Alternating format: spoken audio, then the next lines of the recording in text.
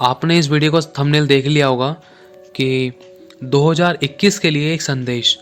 वो संदेश ये है, ये वचन अगर आप सुन लोगे, समझ लोगे तो सच में आपकी आंखें आज जीते जी खुल जाएंगी। जो इस वचन को सुन रहा है, ये वचन उसी के लिए है। परमेश्वर का आत्मा आज आपसे बात करेगा। आपको मालूम होगा, आपने कहावत सुनी होगी, अब पछताने से क्या फ़ायदा जब चिड़िया चुग गई खेत। और इस विषय में बाइबल हमें बहुत बार चेतावनियाँ देती है, समझाती है, और बहुत खतरनाक संदेश इस बात से हमें मिलता है।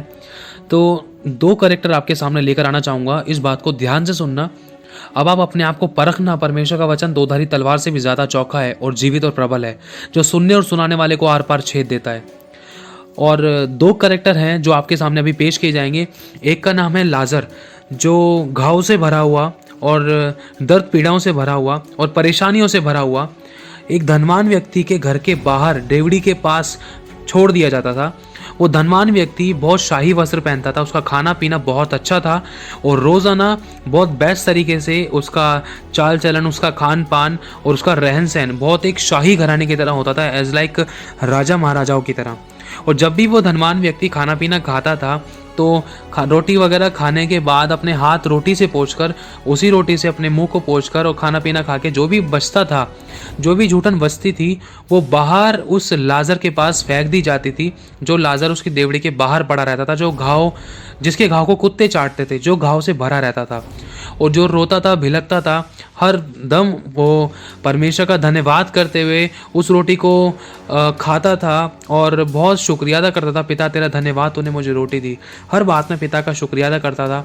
और एक दिन ऐसा हुआ कि वो लाजर मर गया, और जब वो मरा तो स्वर्गदूत ने उस लाजर की आत्मा को उठाकर अब्राहम पिता की गोद में ले जाकर छोड़ दिया। और कुछ दिन बाद ऐसा हुआ कि वो धनवान व्यक्ति भी मर गया।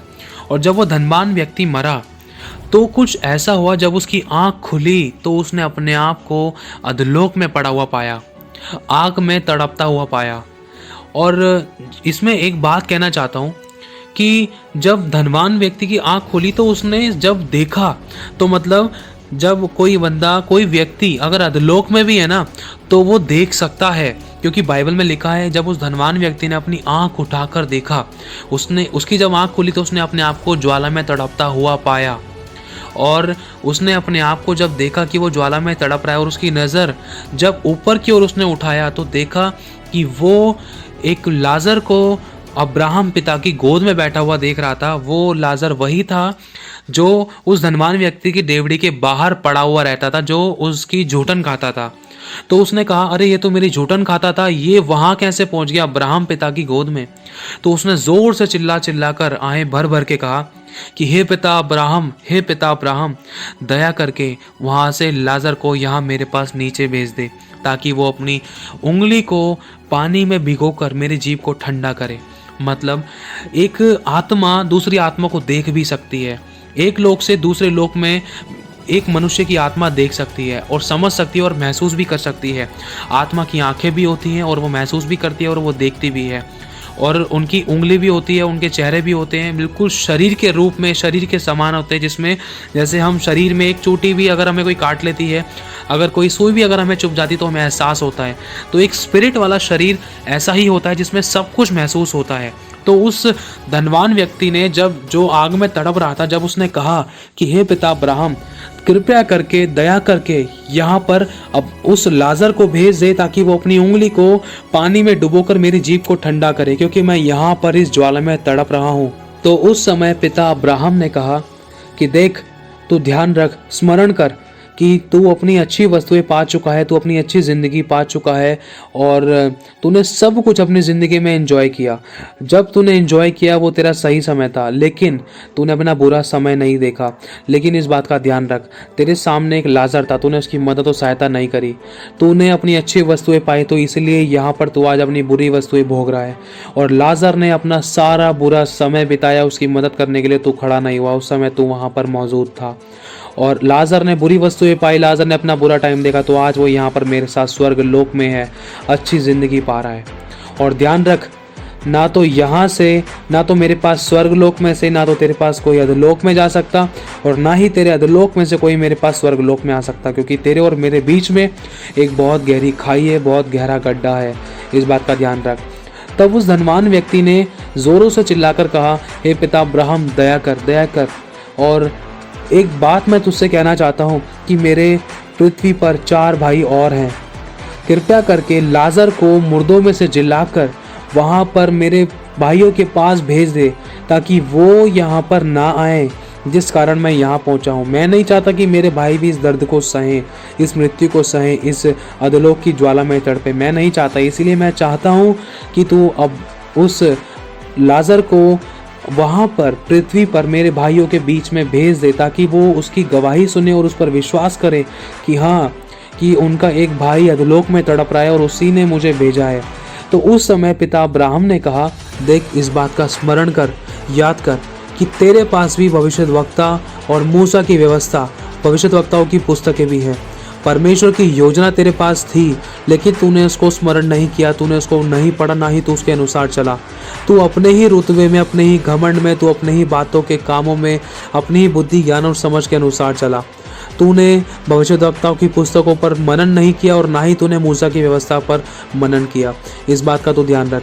और दूसरी बात, अगर तेरे भाई भविष्यद्वक्ताओं की सुनेंगे और मूसा की व्यवस्था जो दी गई है अगर उसकी मानेंगे, तो वो बचा लेंगे अपने प्राण को, क्योंकि जीवन और मरण की बातें तेरे सामने रखी है, उनके सामने रखी है। लेकिन फिर भी परमेश्वर का वचन कहता है कि मैं कहता हूँ तुमसे कि तुम जीवन ही को चुनो। और तू कहता है कि लाजर को मुर्दों में से जिलाकर मैं वहाँ भेजूँ। इस बात का ध्यान रख। प्रभु यीशु मसीह भी मुर्दों में से जी उठने के बाद बताता रहा, 40 दिन तक तुम्हारे बीच में जिंदा चलता फिरता रहा।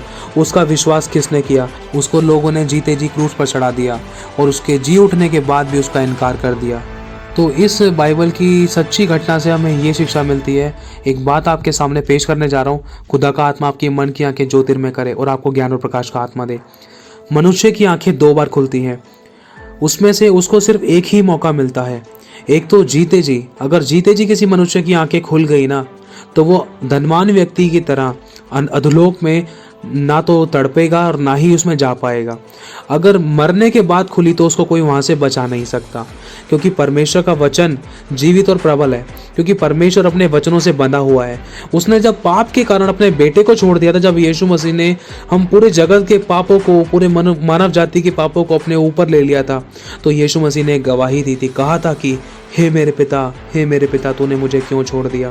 क्योंकि व्यवस्था का वचन था कि मैंने तुम्हारे पापों ही के कारण तुमसे अपना मुंह छिपा रखा है और मैंने तुम्हारी प्रार्थनाओं को नहीं सुना।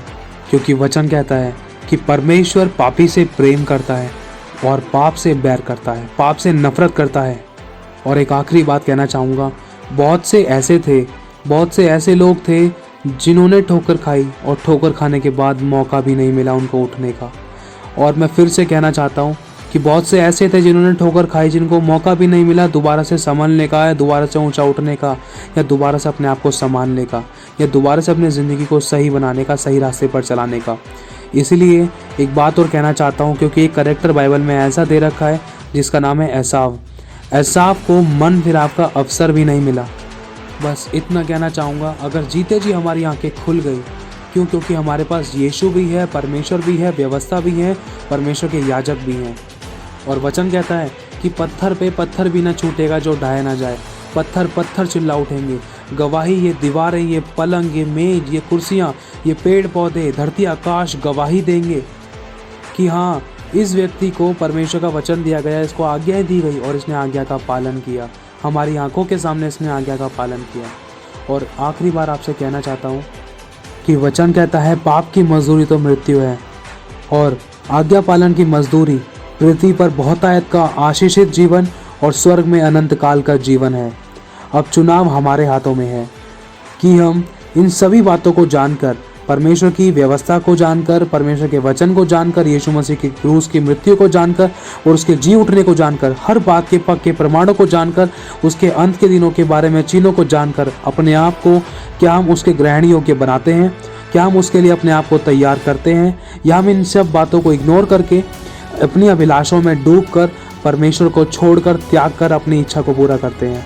ये हमारे हाथों में है, क्योंकि वचन कहता है, मैं फिर से कहता हूँ कि जीवन और मरण की बातें मैंने तुम्हारे सामने रखी है। फिर भी मैं कहता हूँ कि तू जीवन ही को चुन। 2021 की शुरुआत होने से पहले हमें अपने आप को जांचना है और परखना है कि क्या हम परमेश्वर के वचन के अनुसार चल रहे हैं या नहीं चल रहे हैं, क्योंकि परमेश्वर का वचन एक आईना है। परमेश्वर का वचन हमें हमारे दाग धब्बे झुर्रियां दिखाता है। अगर जानबूझकर हम पाप करते हैं तो फिर लिखा है कि कोई बलिदान बाकी नहीं है, क्योंकि ये सारी बातें हमारे सामने खुली हुई हैं। हम ये नहीं कह सकते प्रभु हमें ज्ञान नहीं है, हमें किसी ने बताया नहीं, हमें किसी ने सिखाया नहीं, क्योंकि वचन है दोषी ठहराने के लिए। क्योंकि यीशु ने कहा था कि वचन स्वयं दोषी ठहराएगा, और लिखा है कि हे जवान अपनी जवानी में आनंद कर और अपनी जवानी के दिनों में मगन रहे, अपनी मनमानी कर और अपनी आंखों की दृष्टि के अनुसार चल। मतलब आंखों की दृष्टि के अनुसार हमें पता है हमारी आंखों के सामने क्या गलत है क्या सही है, तो हमें सही का चुनाव करना है। और लिखा है परंतु यह जान रख कि इन सब बातों के विषय में परमेश्वर तेरा न्याय करेगा।